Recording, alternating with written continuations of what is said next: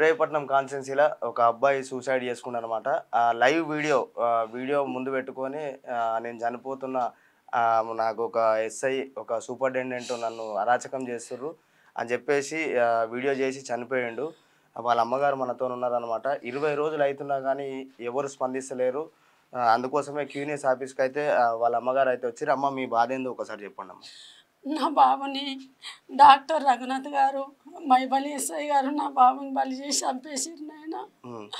వాళ్ళు న్యాయం కోసం పోతే న్యాయం జరగలేదు. నా కొడుకు డాక్టర్ హాస్పిటల్లో గవర్నమెంట్ హాస్పిటల్లో డ్యూటీ చేసేవాడు. డాక్టర్ రఘునాథ్ గారి దగ్గర ఏ గొడవ లేదు, ఏ ప్రాబ్లం లేదు. బాబుని తీసేసిండు. ఎందుకు తీసేసినావు అని అడిగితే నువ్వు రావద్దు, నేను రానియను అని చెప్తే దానికి సమాధానం గురించి పోలీస్ స్టేషన్ పోతే పోలీస్ స్టేషన్ మైబలి ఎస్ఐకి కనెక్షన్ ఉండి ఆయనతోని చెప్పు అని పోలీస్ స్టేషన్ వస్తే పట్టించుకోకు, బయటికి గెంటే అని చెప్తే అక్కడ కూడా పోతే నా కొడుకు న్యాయం జరగలేదు. వాళ్ళు కూడా తిట్టి బెదిరించి నా కొడుకుని పంపించేశారు. అట్లనే వారం రోజులు నేను నా కొడుకు తిరిగినాం. అదే పిఎస్ల పొంటి తిరిగినా ఎక్కడ న్యాయం జరగలేదు, ఇక్కడ జరగలేదు, అక్కడ జరగలేదు. అమ్మాయి మరి ఎట్లమ్మా అంటే ఇక్కడక్కడ వస్తే నీకు కోర్టుకి వేస్తా, జైలుకి వేస్తా, నడువురా నడువు, నీకు డ్యూటీ హాస్పిటల్ పోతే కాలు ఇరగొడతా అని మైబలి ఎస్ఐ అనేసరికి అమ్మా ఇదంతా ఎందుకు, నాకు ఇంత బాధ పెడుతున్నది, నాతో ఒక్క మాట చెప్పింది నా కొడుకు. ఆ టార్చర్ పడలేక పోయి అడవిలో డాక్టరు ఎస్ఐ గురించి చెప్పి నా కొడుకు చనిపోయింది ఆయన. వాళ్ళు పెట్టిన టార్చర్ నా కొడుకు సాగు బలైంది. సరే అమ్మా, ఇప్పుడు బాబు అయితే ఎట్లా చనిపోయాడు, ఇప్పుడు మీరు ఏం న్యాయం కోసం ఈ క్యూనియస్ ఆఫీస్? నాకు ఒక పాప ఉంది, మరి నేనున్నా బ్రతకాలే. నా భర్తకు 2 కాళ్ళు లేవు, నాకు బతికించే వాళ్ళు ఎవరు లేరు. నా కొడుకుండే నన్ను చూసుకుంటుండే అనుకున్న 22 సంవత్సరాలు నన్ను సాదే కొడుకు ఈరోజు నాకు లేకుండా పోయిండు.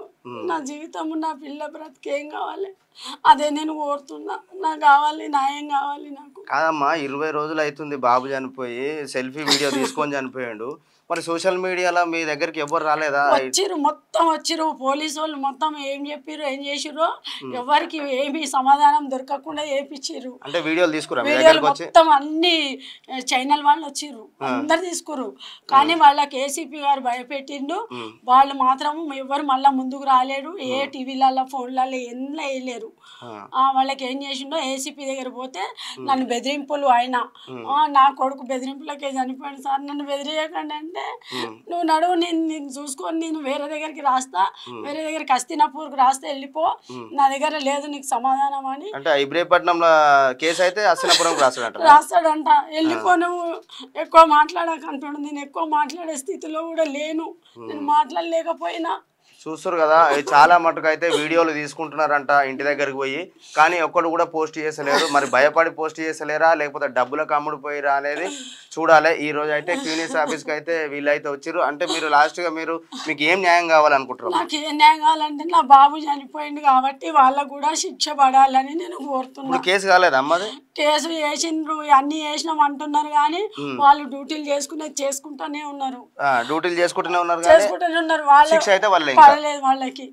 అట్లా అడిగితే నువ్వేంది అడిగేది అంటుండే ఏసీపీ. నువ్వు మాకంటే ఎక్కువ, నువ్వు నాతోనే ఎక్కువ మాట్లాడితే హస్తినాపూర్ పంపిస్తా పో అంటున్నాడు. ఒకసారి చూడండి.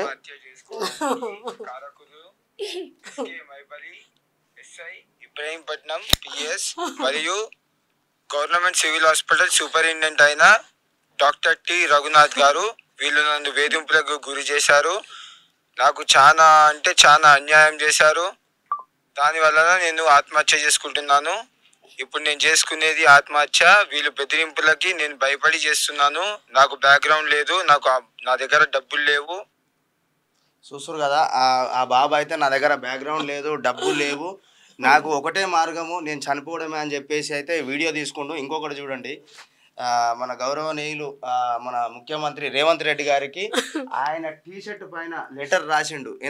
ఎందుకంటే ఇవాళ రేపు ఈ డ్యూటీలు ఉండే పోలీసులు వాళ్ళు వీళ్ళు ఏం చేస్తారు అంటే, మామూలు లెటర్ ఉంటే గోల్మాల్ చేసి గోవింద చేస్తారని చెప్పేసి ఆయన టీషర్ట్ మీద అయితే చూడొచ్చు మీరు. రేవంత్ రెడ్డి గారికి అయితే ఆయన లెటర్ అయితే రాసిండు, ఖచ్చితంగా ఆయన దాకా చేరాలని చెప్పేసి. ఇప్పటి వరకు రేవంత్ రెడ్డి గారి దగ్గరికి అయితే ఈ విషయం చేరిందో చేరలేదో తెలియదు. కానీ అయ్యా మల్రెడ్డి రంగారెడ్డి గారు, మీ ఇబ్రాహీపట్నం కాన్స్టిట్యున్సీ ఒక పిల్లగాడు అయితే చనిపోయిండు. చూడండి ఒక్కసారి. మీరంటే కాంగ్రెస్ పార్టీ అంటే చాలా ఇష్టం అని చెప్పేసి వాళ్ళైతే ఫొటోస్ పంపించారు. ఆయన పిల్లగాడు ఫస్ట్ నుంచి కాంగ్రెసేనంట. మరి మీరు ఏం చర్య తీసుకుంటారో ఒక్కసారి అయితే వీళ్ళని ఈ బాధితులను పరామర్శించాల్సిందిగా మేమైతే కోరుకుంటున్నాము.